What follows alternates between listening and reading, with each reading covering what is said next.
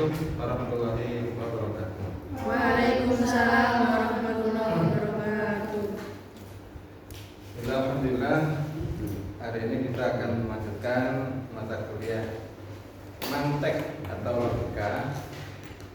Tapi kalian sudah bisa merasakan nggak ini manfaat dari ilmu mantik? Apa membuat kamu bingung atau jadi gimana begitu? Belum kan ya? Insya Allah. Dan kamu sudah mendapatkan manfaat untuk menyusun menyusun landasan teori yang sistematis, landasan teori yang dibutuhkan nanti untuk riset kuantitatif. Nah, sebelum masuk ke materi, hari ini sebenarnya kita akan mempelajari penalaran langsung yang deduksi ya. Penalaran langsung. Saya ini kembali ya, saya flashback kembali mulai awal. Jadi logika untuk menerangkan bahwa ketika kita berpikir, ketika kamu berpikir, hasil dari berpikir itu bisa berbentuk tiga ini ya. Hasil berpikir itu bisa berbentuk tiga jenis ini. Jenis yang pertama yang paling rendah itu adalah konsep. Terus jenis yang kedua itu proposisi. Nah, proposisi ini bentuk dari teori itu adalah bentuknya proposisi. Nah, berikutnya yang terakhir itu adalah penalaran. Penalaran itu proses berpikir yang menghasilkan kesimpulan. Itu penalaran. Kalau konsep, nah kita ulang kembali sedikit. Konsep itu adalah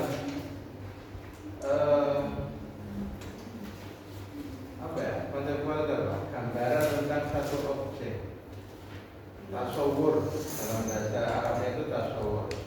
Jadi kita menamai suatu benda dan mendefinisikannya, nah itulah namanya konsep. Kamu kalau menemukan sesuatu yang baru, itu bisa kamu kasih nama, kamu kasih sebutan, tapi kamu perlu memberikan definisinya atau pengertiannya, sehingga nanti bisa dibedakan antara konsep yang sudah kamu buat itu dengan konsep yang mungkin dibuat oleh orang lain, walaupun mungkin mirip, asalkan sudah bisa dibedakan, maka sah itu bisa menjadi konsep baru. Nah, yang berikutnya proposisi itu adalah manakala kita mengakui bahwa satu konsep itu berhubungan dengan konsep yang lain, atau manakala kita mengakui konsep tertentu itu melekat pada konsep yang lain. Konsep X mempengaruhi konsep Y. Nah, itu berarti kita sudah berpikir di level proposisi ya, di level proposisi. Terus kemudian penalaran seperti yang kemarin sudah kita jelaskan itu adalah berpikir yang menghasilkan kesimpulan, tetapi ini bisa menggunakan dua metode. Metode yang pertama itu adalah metode penalaran langsung, dan metode yang kedua adalah metode penalaran langsung. Nah, yang tak langsung ini bisa dibagi menjadi dua. Yang pertama adalah deduksi, terus yang kedua adalah induksi. Nah, ini nanti kita akan bahas. Tapi saya pikiran ada yang kelewatan yang kemarin itu ternyata. Yang pertama yang ingin perlu saya ulas kembali, manfaat logika.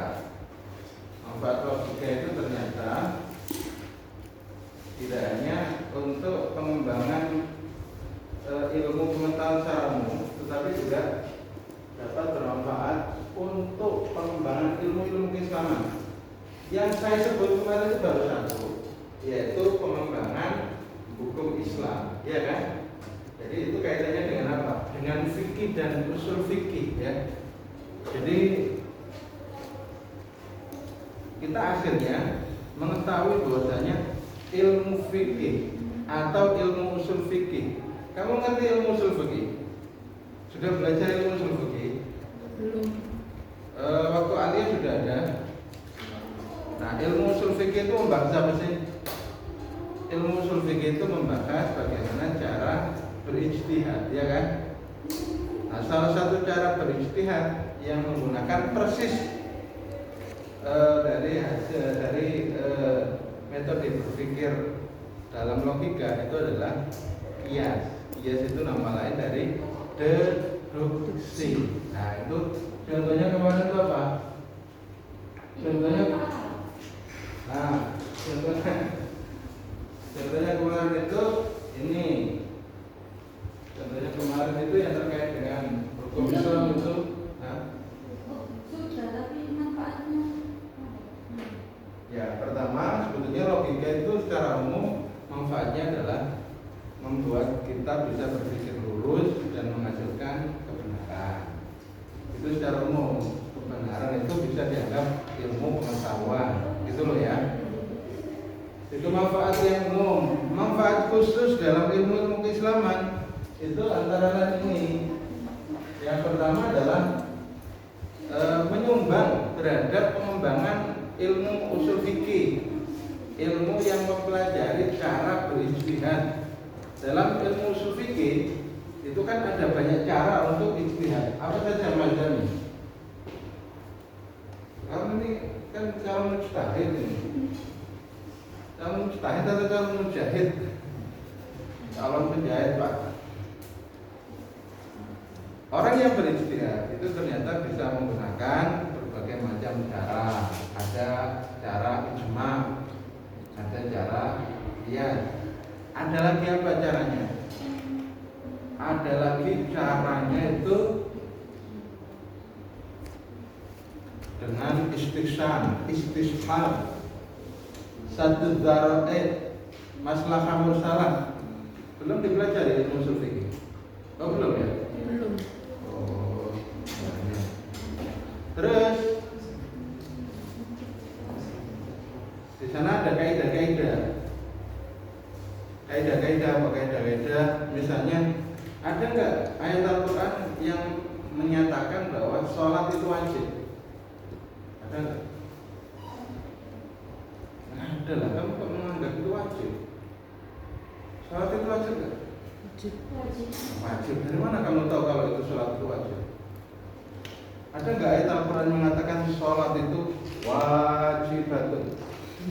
As-sholatu wajibatun. Ada nggak? Nggak ada. Yakin ya nggak ada ya? Al-Quran nggak ada yang mengatakan itu. Yang hafal ini.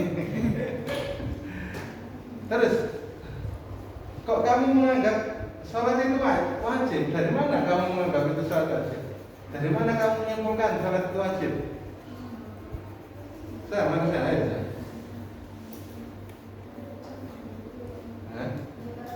Dari para pendahulu, kamu percaya aja ya dengan pendahulu. Iya. Nah, itu biasanya kita namanya taklid, ya taklid. Ikut aja tanpa tahu alasan. Minimal jangan taklid. Di atasnya taklid itu apa? Ittiba. Ittiba itu apa?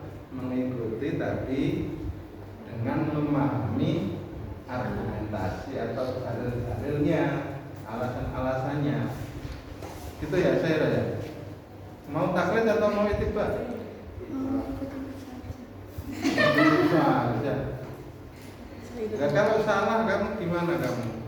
Wong ada orang mau diukur sumur kamu ikut. Kamu nggak bisa. Hah? Oh mati bareng gitu gak apa ya? Orang koncoan deh. Itu dia mau. Nah, apalagi itu, apalagi kamu ini sedang belajar ilmu agama Islam, jadi harus bisa menguasai berbagai macam ilmu keislaman. Ya, ini jurusan kami ini harusnya kamu itu betul-betul mahir dalam ilmu agama Islam. Di samping mahir dalam mengajarkannya, kan dua itu. Kamu mahir dalam ilmu agama Islam secara keseluruhan, tapi juga mahir mengajarkannya.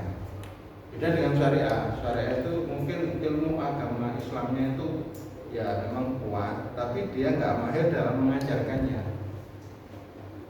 Nah, bedanya dengan kami itu begitu. Kami itu ilmu agama Islamnya bagus, tapi juga mahir, pandai mengajarkannya, sehingga mengajar itu bisa dinikmati oleh anak didik kamu.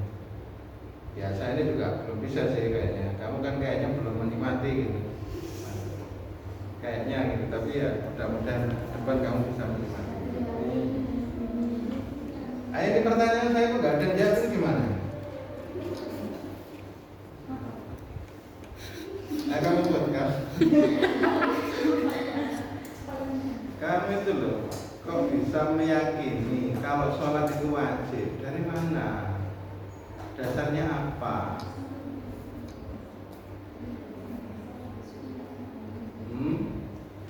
Di Al-Quran kan ada wa aqimis sholat dan dirikanlah Ya, sholat. betul. Ada ayat Al-Qurannya aqimis sholat, dirikanlah sholat.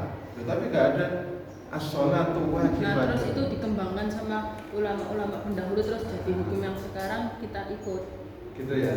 Dikembangkannya seperti apa sih dikembangkannya? Diskusi mungkin Pak, ulama-ulamanya itu musyawarah, Pak, diskusi. Musyawarah. Syarat, diskusi, debat juga ya. Ya, Terus apa hasilnya? ya itu sholat wajib. Hukum, ya itu. Ya, sebelum masuk ke hukum wajib itu apa yang menjadi kesepakatannya? Kesepakatannya adalah disepakatinya kaidah hukum. Kaidahnya itu seperti apa? Kaidahnya antara lain, kamu bisa baca di kitab di usul fikih apa? Hah? Ayo, Gimana?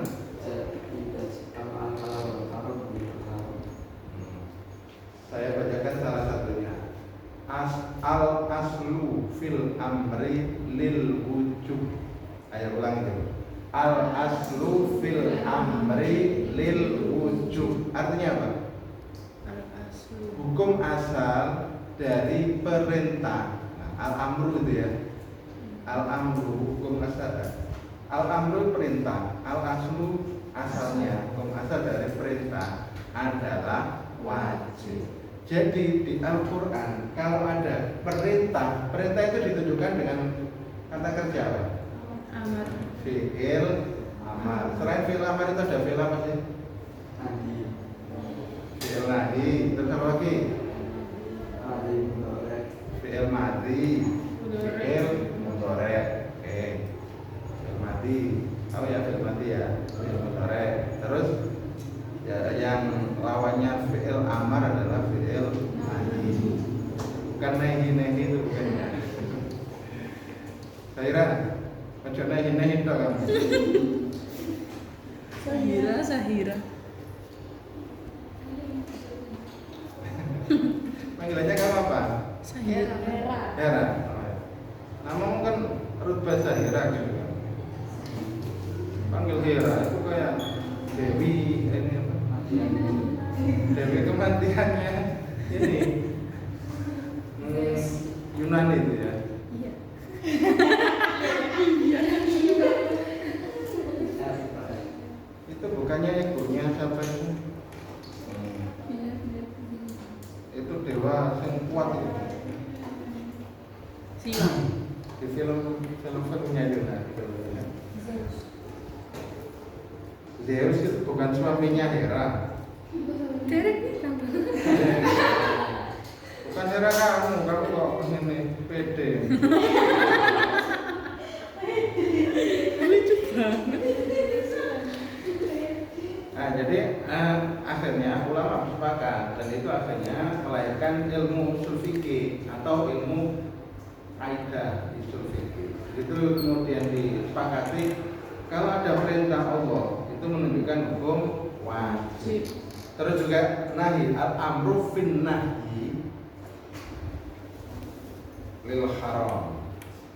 Jadi hukum asal dari larangan itu adalah haram. Jadi kalau Allah melarang, oh berarti hukumnya haram. Tapi kalau Allah memerintah, oh berarti hukumnya wajib. Maka kamu kalau mengatakan dari mana kamu mengetahui kalau hukum sholat itu wajib? Ya benar, dari perintah. Karena perintah itu menunjukkan kewajiban. Nah begitu, sehingga kemudian sholat yang diperintahkan itu menjadi sholat yang wajib. Tapi ingat, itu hukum asal. Karena tidak semua amar itu menunjukkan wajib. Tidak semua larangan itu menunjukkan hukum haram. Nah, itu ada lagi kaidah berikutnya. Al-amru ba'dan nahyi mubah. Jadi kalau ada perintah setelah larangan itu hukumnya adalah mubah. Nah itu nanti kamu coba cek di buku ini. Itu contohnya apa? Contohnya ziarah kubur. Contoh perintah ziarah kubur. Ada hadis Nabi itu yang memerintahkan untuk ziarah kubur. Fazuruha. Ada perintah begitu. Ada hadis yang memerintahkan untuk berziarah kubur. Tetapi Nabi pernah melarangnya. Jadi dalam hadis yang lebih lengkap itu begini. Kuntu nahaitukum an ziyaratil kuburi. Pernah aku, Nabi Muhammad ya, melarang kamu untuk ziarah kubur. Kenapa? Karena waktu itu akidahnya umat Islam masih belum kuat, sehingga ketika belum kuat itu ketika ziarah kubur itu malah yang terjadi malah syirik, terjadi malah macam-macam gitu, sehingga kemudian Nabi melarangnya. Tapi ketika akidah umat Islam sudah kuat, itu hadis itu keluar. Kuntu nahaitukum an ziyaratil quburi fazuruha. Maka perintah berziarah di sini karena setelah lafaz nahi. Jadi setelah ada larangan kok ada perintah, itu bukan hukumnya wajib, tetapi hukumnya mubah. Tapi bisa diniati dengan niat yang lain supaya sunnah. Niat yang lain apa? Mendoakan. Niat yang lain apa? Ingat mati, dzikrul maut. Nah itu berarti ada kesunahannya di situ. Oke, jadi itu contoh bahwasanya hukum Islam kita itu ternyata dikembangkan salah satunya dengan menggunakan bantuan ilmu logika. Dan Imam Syafi'i itu merasa cukup dengan qiyas, nggak perlu dengan metode-metode ijtihad yang lain, cukup dengan qiyas. Ada hal yang baru yang belum ada, itu dilihat ilatnya saja. Kira-kira ilatnya itu sama nggak dengan yang sudah ada di Al-Quran dan hadis. Nah, kalau sudah sama ilatnya dengan yang ada di hukum yang ada di Al-Quran dan hadis, ya itu berarti disamakan dengan hukum yang sudah ada.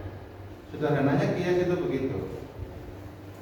Nah, itu contoh bahwasanya logika atau mantik itu walaupun ilmu ini awalnya dikembangkan oleh Yunani, tetapi ternyata kemudian diadopsi, bahkan dikembangkan lebih lanjut oleh umat.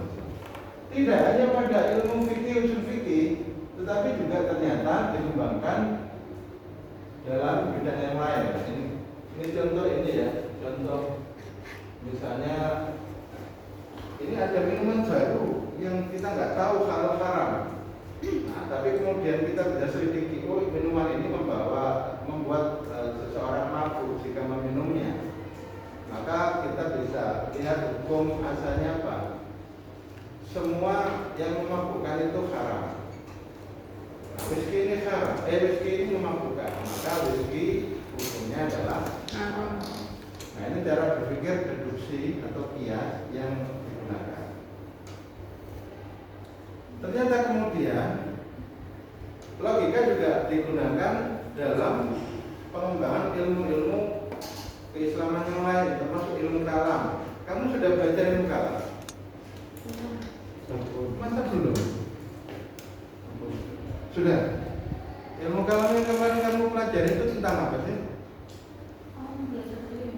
Ilmu kalam itu apa? Ilmu kalam itu kan ilmu tauhid. Iya betul.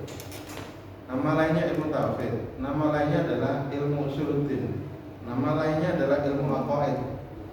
Ilmu tauhid kemarin apa belum dipelajari bagaimana tentang apa ini aliran-aliran dalam akidah Islam, misalnya Belum kayaknya Pak kalau di sini. Mu'tazilah, Khawarij, Murji'ah. Jarang. Ilmu kalam biasanya namanya ilmu kalam. Belum. Semester 3 ya? Nggih. Nanti enggak. Enggak ada ya? Di semester 2 enggak ada? Mboten. Dari awal enggak pernah, Pak. Semester 1 juga enggak ada. Dulu itu di semester 1, seingat saya itu sudah diatur. Saya tapi nanti perlu lihat kembali. Jangan-jangan kurikulumnya Ganti. ada yang iya nggak memasukkan itu. Padahal itu mestinya harus ada, wajib. Dalam ilmu kalam itu kita misalnya berdebat dengan orang yang ateis. Kalau kita berdebat dengan ateis, mereka itu kan juga menggunakan logika berpikir, menggunakan rasionalitas mereka. Nah, akhirnya kita bisa mengalahkan mereka itu dengan argumentasi berpikir seperti ini. Bukannya semua hal itu ada sebabnya. Kamu mengakui hukum kausalitas enggak? Iya. Mengakui kan hukum sebab akibat? Iya. Nah, kalau mengakui hukum sebab akibat, maka kita bisa yakinkan ada Tuhan. Kenapa? Pasti semua hal itu ada sebab. Nah, sebabnya alam ada di dunia ini berarti ada yang menyebabkannya. Nah, itu adalah Tuhan. Jadi hukum kausalitas itu membuktikan secara rasional adanya Tuhan. Karena tidak mungkin sesuatu ada tanpa ada penciptanya. Nah, begitu kan? Tidak mungkin ada akibat tanpa sebab. Oleh karena itu, hukum kausalitas itu sebenarnya membenarkan keberadaan Tuhan. Nah, tinggal kemudian Tuhan yang dimaksud itu siapa ya? Kita tinggal bandingkan antara Islam, Nasrani, Yahudi. Kira-kira yang benar yang mana? Kita nggak membandingkan dengan agama arti loh ya. Kalau dengan agama arti itu kan sudah pasti kita bisa menang. Kenapa? Loh, Tuhan mereka itu Tuhan yang dibuat oleh manusia gitu. Bahkan Tuhannya sendiri itu manusia. Di Hindu itu kan banyak manusia-manusia yang dituhankan. Terus dewa juga dituhankan. Itu kalau Buddha malah Siddhartanya yang dituhankan kan. Siddhartha Buddha Gautama itu kan yang dituhankan. Nah, jadi kalau dengan agama arti ya, itu kita perlu membandingkan. Yang dibandingkan adalah sama-sama agama samawi. Agama samawi ya Islam, Nasrani, terus Yahudi. Kalau agama sebelumnya sudah tidak ketemu lagi ya. Nah, itu kita akan bisa menang juga dengan rasionalitas yang kita gunakan. Bagaimana kemudian konsep ketuhanan mereka itu yang trinitas.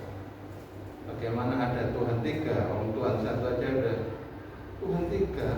Satu Tuhan menghendaki diciptakan, satu Tuhan menghendaki nggak ada ini, nggak perlu ini, nggak mungkin tercipta satunya menciptakan, satunya menghancurkan. Nah, misalnya itu logika yang kita bisa pakai untuk mengalahkan agama lain ya.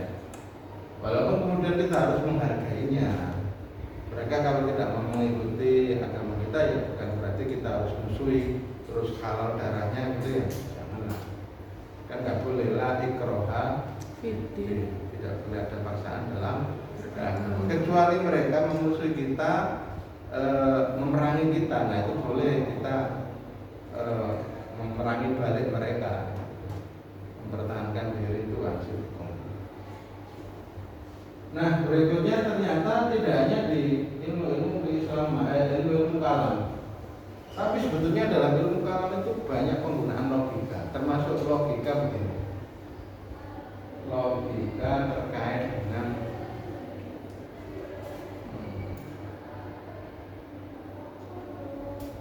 kamu percaya nggak bahwasanya Allah itu punya sifat wajib? Ya, sifat wajibnya ada berapa? 20. 20 itu siapa yang mengatakan 20? Kamu kok percaya aja sifat wajib Allah 20? Luar Quran ada ya bilang gitu. Coba cari, ada nggak ayat Al-Quran mengatakan sifatullahi Israina? Sifat Allah itu jumlahnya 20 gitu.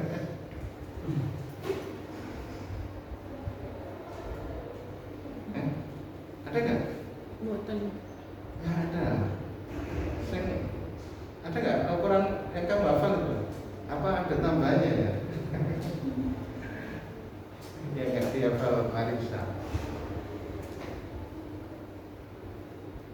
Terus kamu kok mengatakan sifat Allah itu ada 20, itu dari mana? Kamu yakin kalau Allah itu sebanyak 20? Yakin. Yakin. Terus kamu tahu bahwasanya Allah punya sifat 20 itu dari mana? Dari kitab kan ya? Kitabnya kitab apa? Aqidatul Awam. Aqidatul Awam. Terus Aqidatul Awam itu siapa yang ngarang? Dari mana dia kok kemudian mengatakan begitu? Dari gurunya mungkin.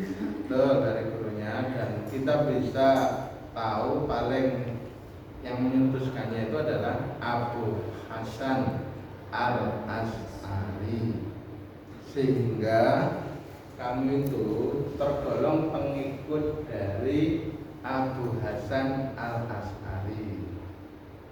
Imam Abu Hasan Al-As'ari itu dianggap peletak Ahlus Sunnah wal Jamaah di samping Abu Mansur Al-Maturidi.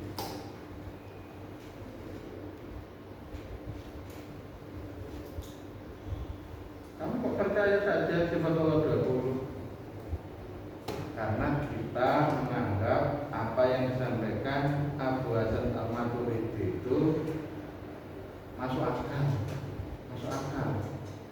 Sebetulnya sifat Allah itu mestinya ada berapa? Yang kamu hafal walillahil asmaul husna. Terus itu apa piro? 99. Nah, kenapa kamu nggak menganggap bahwasanya sifat Allah itu 99? Gak wajib, Pak. Yang wajib saja Pak yang 20 itu. Nah, mengapa kamu menganggap yang 20 ini yang wajib? Ayo coba. Kamu nggak pernah mikir gitu ya? Udahlah, yakin aja Allah itu sifat wajibnya 20. Nah, ini kan kita ini sedang menjadi calon pendidik, calon guru agama. Nanti kalau muridmu tanya gitu gimana? Melok enduk. Aja pikir sing aneh-aneh ta. Mosok ngono rek. Soalnya kan yang Asmaul Husna itu artinya kan nama-nama aku yang baik, Pak, bukan sifat-sifatnya, bukan sifat wajib gitu. Jadi ya ngikut mau. Tapi kami itu loh, misalnya ya dari 99 nama itu atau ya 90 sifat bisa dianggap sifat, itu kenapa yang 20 itu dianggap wajib? Disuruh, betul. Suruh ngapalin lah ya. Dari kecil, bahkan digunakan untuk ujian. Ya. Semua. Gitu ya.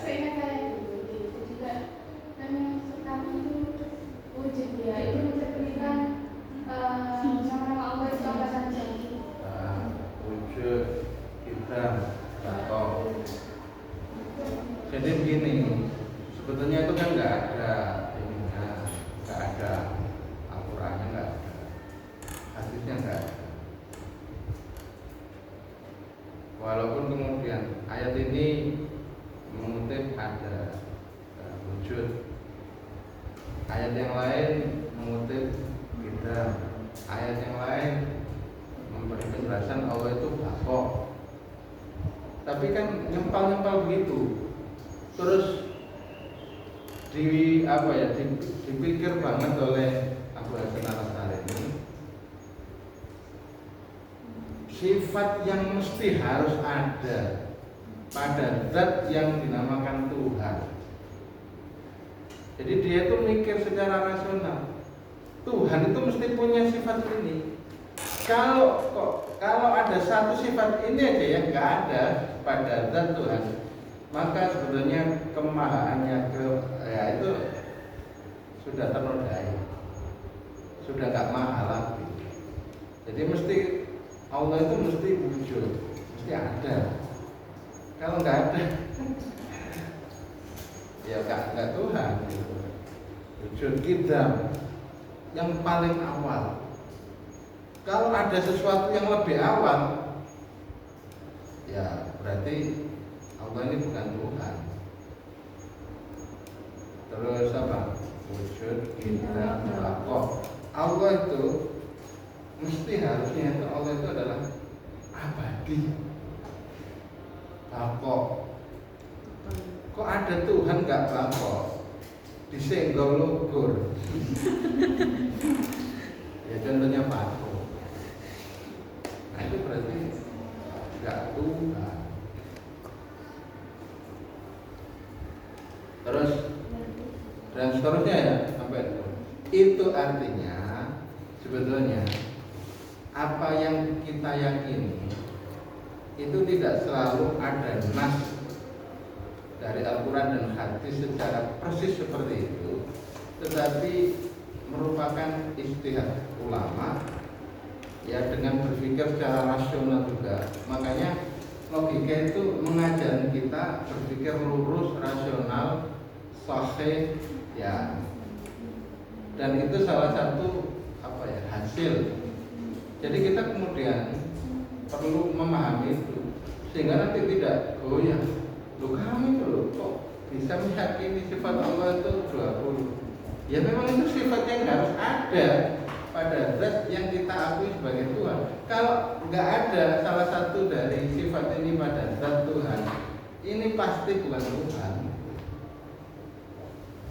Itu logika berpikirnya begitu. Sehingga kemudian dengan rumusan salah satu pemikiran yang diajarkan oleh Abu Hasan Al-Asy'ari itu, kita akhirnya memang lebih memilih jalan pemikiran yang seperti digariskan Abu Hasan Al-Asy'ari dalam bidang akidah, dalam bidang akidah. Loh, pada zaman Nabi belum ada pertentangan kayak gitu, belum ada. Pada zaman sahabat belum ada. Pada zaman berikutnya, ketika umat Islam sudah bergaul dengan orang Yahudi, orang Nasrani, orang Majusi, loh pertanyaan-pertanyaan seperti itu mengemuka. Nah ini kalau nggak dijawab, ini jadi masalah gitu. Jawabnya bagaimana? Nah akhirnya menggunakan berbagai macam metode seperti logika ini, yang akhirnya membuahkan berbagai pemikiran. Salah satunya ini, baru salah satunya. Kamu kamu percaya pada rukun iman? Ya, rukun iman ada berapa? 6. Yakin 6? Ya. Siapa yang mengatakan rukun iman ada? Ada hadisnya ya? Ada hadisnya. Ya, kalau ada hadisnya oke. Gimana itu hadisnya? Nggak tahu juga. Semuanya nggak tahu. Di Quran ada kayaknya Pak. Ya tak? Nggih. Ada nggak? Ada. Pak. Ada Pak. Ada kok, ada, saya ingat Pak. Sekarang saya tanya, rukun iman yang kedua apa? Percaya pada malaikat. Percaya pada malaikat itu maksudnya percaya gimana sih? Kalau malaikat itu ada. Malaikat ada, masa gitu toh? Ya. Malaikat yang wajib diimani ada berapa? 10. Tapi malaikat itu memang ada 10 saja atau gimana? Enggak. Ada berapa? Banyak. Ada 3. Tapi kenapa kok yang 10 aja yang wajib diimani? Yang paling penting mungkin Pak. Ini tebak-tebakan ini. Enggak apa-apa sih. Coba sih kamu sebutkan apa? Malaikat apa saja? Jibril kan? Jibril, Mikail, Israfil, Rokib, Atid, Munkar, Nakir, Ridwan, Malik.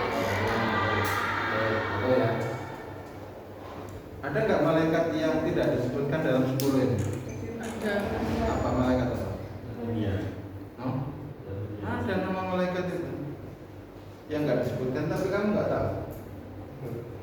Kan nggak tahu.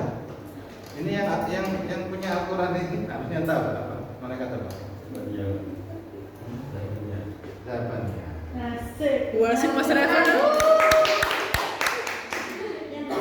bergerak seperti suhu. Ayatnya itu. Dia seperti rintang. Tapi kamu ngerti ya apa kisah atau riwayat tentang ini malaikat Zabaniyah? Lo nggak tahu juga? Di Al-Qurannya itu gimana? Malaikat apa? Ya, yang Zabaniyah. Aku ingat Zabaniyah takallah.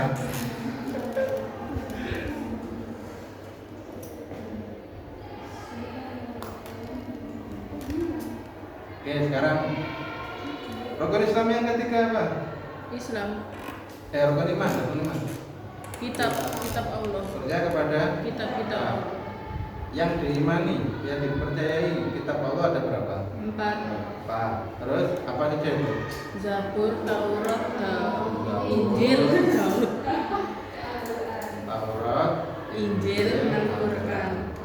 Ada nggak kitab selain 4 ini? Enggak, Tidak ada yang tahu. Enggak tahu. Ada nggak firman Allah yang diturunkan selain kitab 4 kitab ini? enggak. Ada Al-Qurannya. Suhufi Ibrahim Musa kan Taurat. Nah, suhuf yang diberikan Ibrahim nggak ada namanya kan? Artinya apa? Berarti sebetulnya Allah itu menurunkan firman-Nya itu selain 4 ini ada. Yang di Nabi Ibrahim tadi ya. Tadi contohnya. Jadi kamu kok misalnya meyakini kitab pokok itu ada 4. Apa benar itu? Itu kan perlu digali lebih jauh. Keimanan kamu itu sudah benar atau enggak? Lurus enggak gitu. Kenapa nggak dicantumkan di rukun iman yang Nah, itu kamu saya tanya, kenapa? Kenapa malaikat Zabaniyah tadi kok nggak masuk pada 10 malaikat? Terus sekarang saya tanya, berapa jumlah rasul? 25? Hanya 25 rasul. Itu yang wajib. Yang wajib diimani 25. Berarti ada yang lebih dari 25 ya? Ya. Berapa jumlahnya? 315. 15. Itu riwayat benar kan enggak ini? Jangan riwayat yang sudah enggak benar.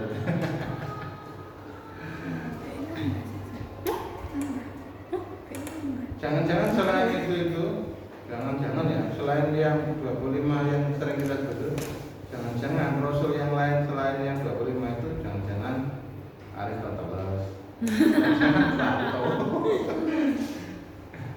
Jangan-jangan itu nabi, jangan-jangan rasul. Gak tahu juga tahu. Kok ada yang mengatakan 314 rasul? Kalau nabi malah banyak ya. 124.000. Nabi malah ribuan. Tapi kalau rasul ada riwayat yang menjelaskan 314. Terus kemudian yang wajib diimani hanya 25.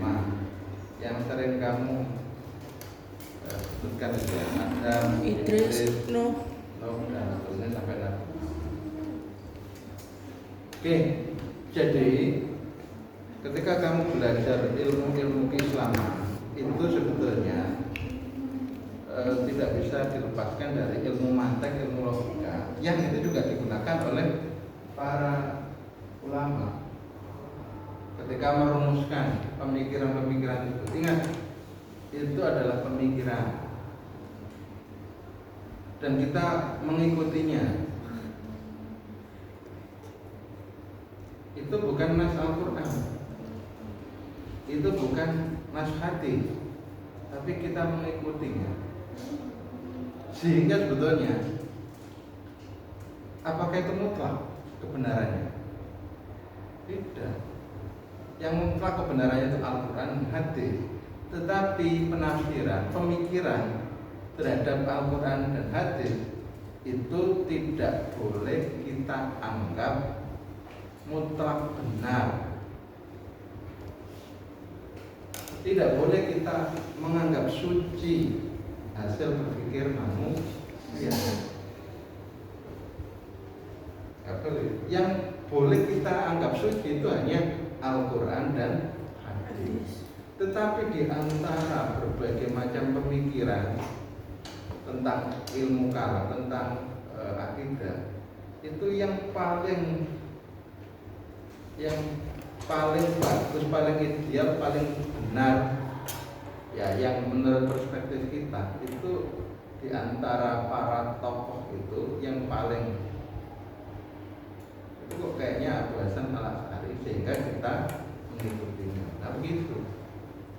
Tapi tidak selamanya hasil berpikir itu mutlak benar.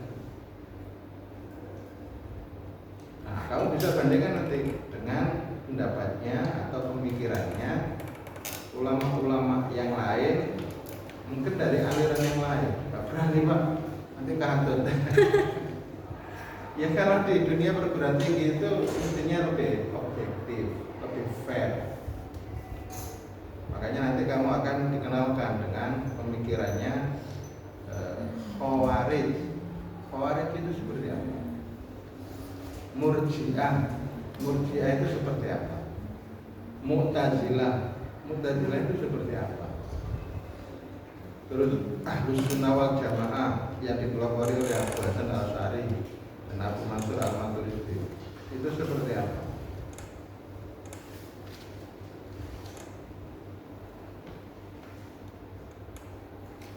Allah itu berkehendak menciptakan makhluk atau?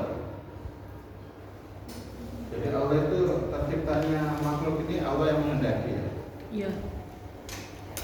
Itu sebetulnya ada yang menentang pendapat seperti itu. Pernyataan seperti itu sebetulnya menghilangkan kesucian Allah. Kok bisa? Karena ketika Allah menghendaki, itu seakan-akan Allah membutuhkan terhadap yang dikehendakinya. Padahal kan kita harusnya berkeyakinan Maha Suci Allah dari membutuhkan sesuatu di luar dirinya. Kalau saya menghendaki menciptakan pulpen, itu karena saya membutuhkan pulpen. Nah, ketika Allah menghendaki untuk menciptakan makhluk, apa Allah berarti butuh makhluk? Ayo coba bayangkan. Jadi ada pemikiran-pemikiran yang sejauh itu, ingin betul-betul mentauhidkan Allah, mensucikan Allah, tidak mempersemakan Allah dengan makhluk. Itu sampai-sampai cara berpikirnya itu sampai sejauh itu. Kalau Allah menghendaki, menginginkan, menciptakan sesuatu, berarti kan Allah butuh terhadap sesuatu itu.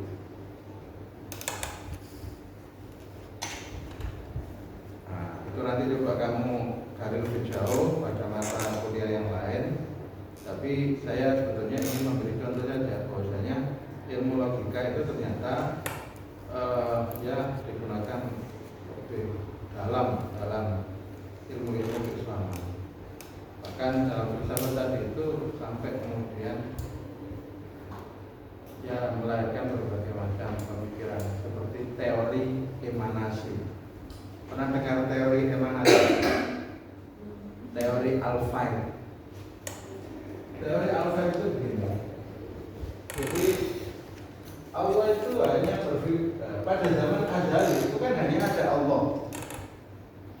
Belum ada masuk Allah, belum ada makhluk. Paham ya? Allah itu qadim, Allah itu terdahulu. Berarti kan hanya ada Allah.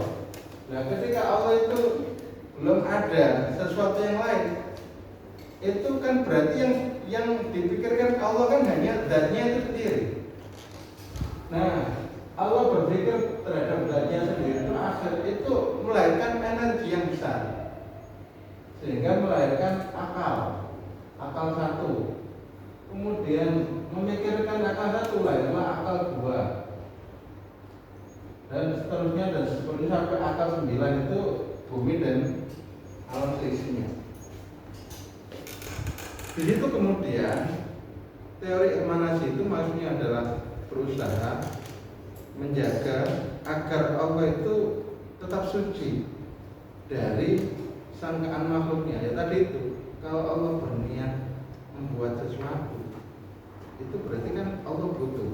Tapi kalau memancar dari dirinya, tidak disengaja seakan-akan Allah tidak menyengaja untuk membuat ciptaan. Nah itu ada pemikiran seperti itu, tetapi tujuannya itu bagus. Walaupun kemudian mungkin juga ada yang tidak sependapat. Al-Ghazali tidak sepakat dengan teorinya Al-Farabi. Ini teori emanasinya itu, teori emanasi ini teori yang dikemukakan oleh Al-Farabi, salah satu filosof Muslim. Nanti mungkin kamu akan bahas itu di semester berapa ya? Atau semester 5.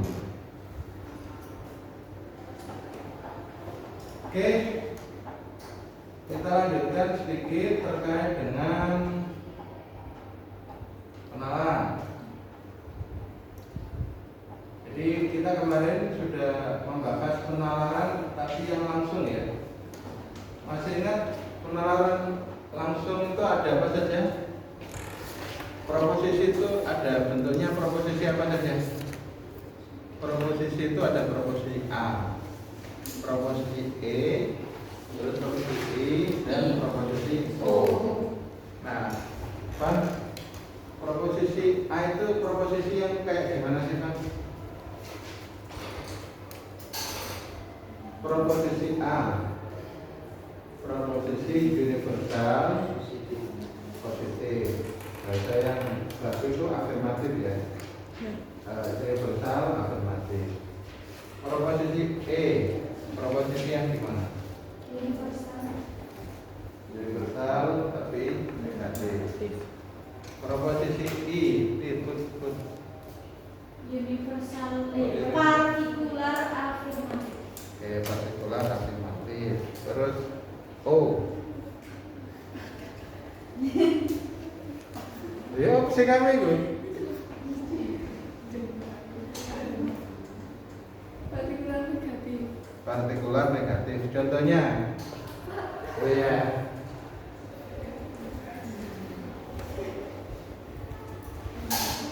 Nah, kita kemudian perlu mendalami tentang bagaimana kita membuat penalaran dengan cara penalaran. Cara penalaran langsung yang pertama kemarin apa namanya? Teknik melakukan penalaran, menghasilkan kesimpulan baru tapi berdasarkan satu proposisi. Itu dengan cara apa? Dengan cara melakukan, dengan cara apa? Dengan cara oposisi. Jadi ada oposisi, ada cara konversi, ada cara obsersi, ada cara kontraposisi. Nah, kita ini baru pada oposisi. Kemarin itu kita hadapkan. Kira-kira jika proposisi A benar, proposisinya E bagaimana? Benar atau salah? Proposisi I benar atau salah? Proposisi O benar atau salah? Kan begitu kan? Nah, kemarin itu kemudian sudah kita ketahui praktek kalian. Oh, ternyata jika proposisi A benar, E-nya itu salah ya. Terus E-nya benar, O-nya salah. Bagaimana jika proposisi E berbasis proposisi E yang benar? Kalau E yang benar bagaimana? I-nya bagaimana? O-nya bagaimana? A-nya bagaimana? Terus jika proposisi berdasarkan proposisi I yang benar, kira-kira O-nya benar atau salah? A-nya benar atau salah? E-nya benar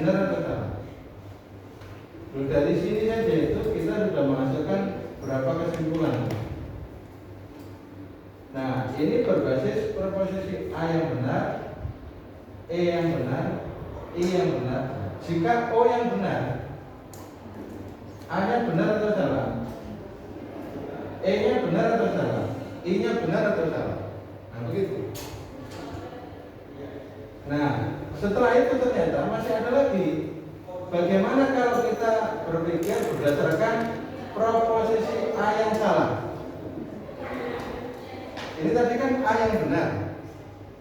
Terus bagaimana kalau kita berbasis proposisi E yang salah?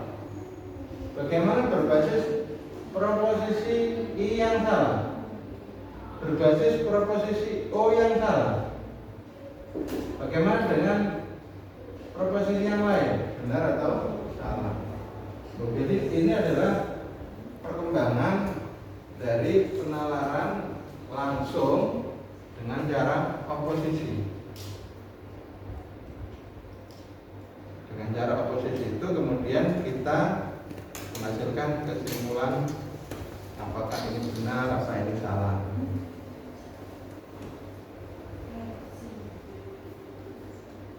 Oke, paham ya dari ini ya? Nah, kalau udah paham, nggak ada pertanyaan, atau kalaupun kamu nggak paham tapi malas bertanya, ya nggak apa-apa sih. Kita lanjutkan aja ya.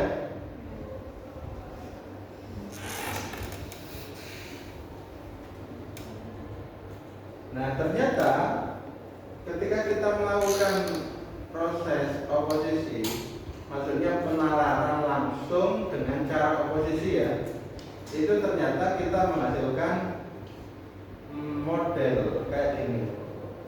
Model berpikir yang nanti itu ketika proposisi A dihadapkan pada proposisi E, itu jenis atau sifat dari perlawanannya itu berbeda nanti dengan perlawanan yang lain. Nah, coba kita buat gambar aja ya.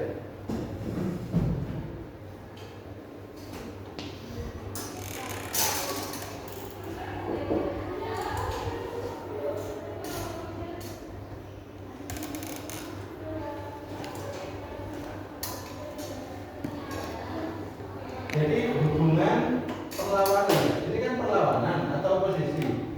Perlawanan A ke E itu sebutannya adalah perlawanan kontraris. Kontraris itu seperti apa? Jika A benar, E-nya benar. Salah. E-nya salah, gitu ya. Ya. Nah, perlawanan antara I dan O itu sebetulnya ya sama dengan perlawanan A dengan E. Kalau ini sama-sama universal, ini sama-sama singular atau partikular, maka disebut subnya sub kontraris.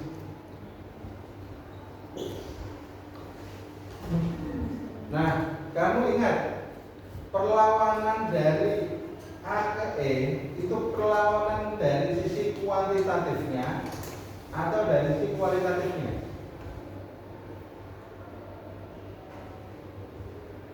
Yang berlawanan itu sisi kualitatifnya atau kuantitatifnya? Kualitatif. Kok bisa begitu? Gimana Zat? Karena itu afirmatif negatif. Oke, jadi di sini sama-sama universal kan ya? Berarti nggak berlawanan. Dari sisi kuantitatifnya itu nggak berlawanan, sama-sama universal. Pakai semua kan? Dicontohkan aja. Ini tadi apa? Contohnya. Semua sarjana adalah orang pandai. Semua sarjana bukan orang pandai. Nah, itu contohnya ya.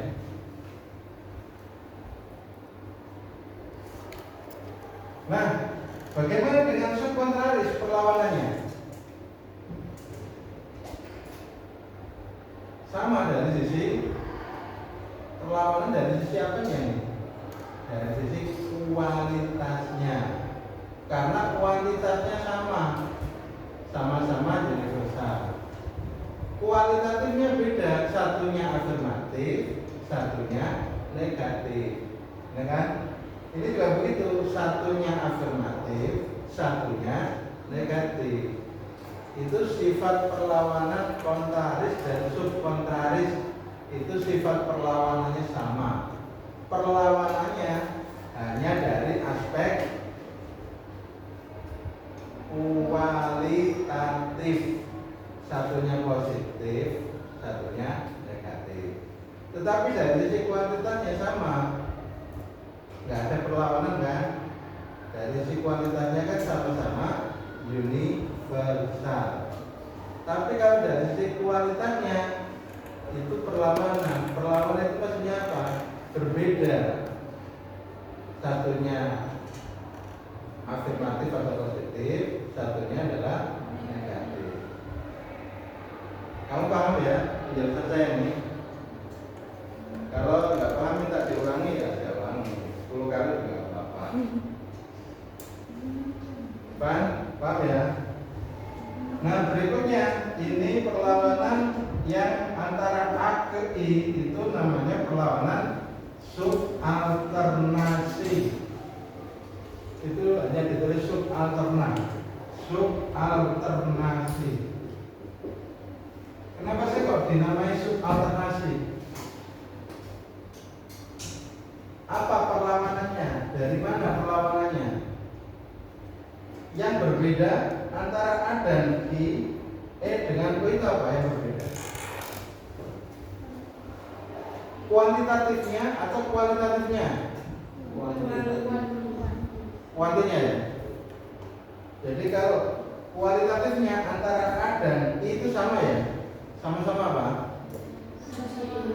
Sama-sama afirmatif. Ternyata perlawanannya dari sisi kuantitatifnya. Yang A ini adalah universal, yang I ini adalah singular atau partikular. Sama juga dengan E ke O. Perlawanannya dari sisi kuantitatifnya. Kualitatifnya sama-sama apa ya? Sama-sama negatif. Kalau di sini tadi sama-sama afirmatif ya. Kalau dari sini tadi sama-sama negatif. Tapi kuantitatifnya sama-sama apa?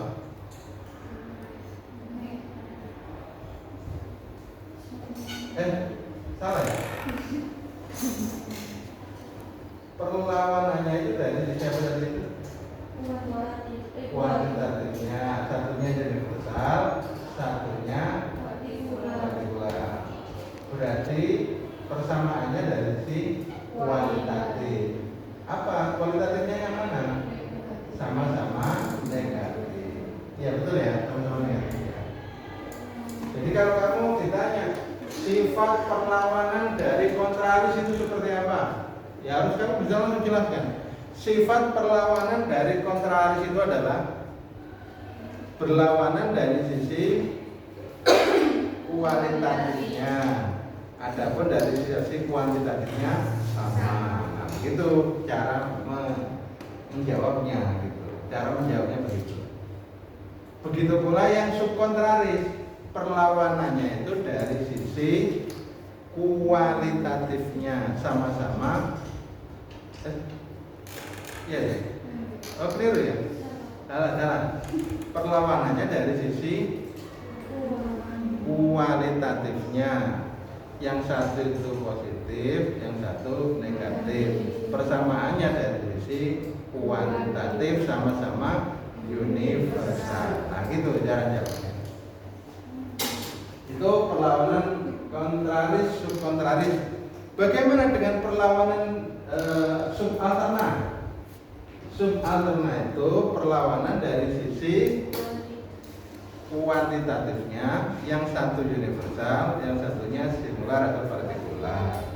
Adapun persamaannya dari sisi kualitatifnya sama-sama positif. Untuk subalternasi A ke I. Adapun untuk subalterna dari E ke O sama-sama negatif. Gitu ya cara menjelaskannya. Nah, ada yang perlawanannya itu dari segala sisi. Makanya sebutannya adalah kontradiktoris.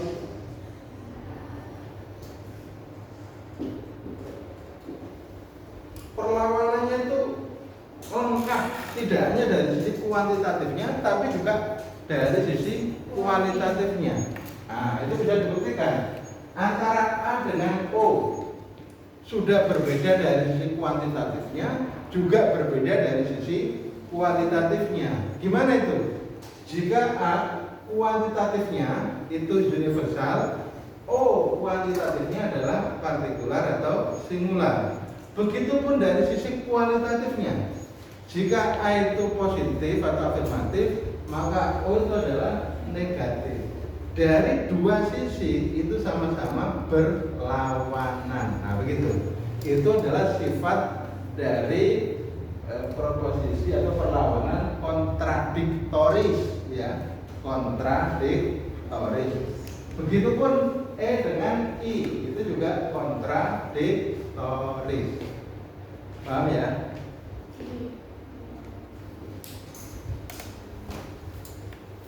Ternyata kita belajar kayak gini nanti kadang-kadang ada manfaatnya enggak ya?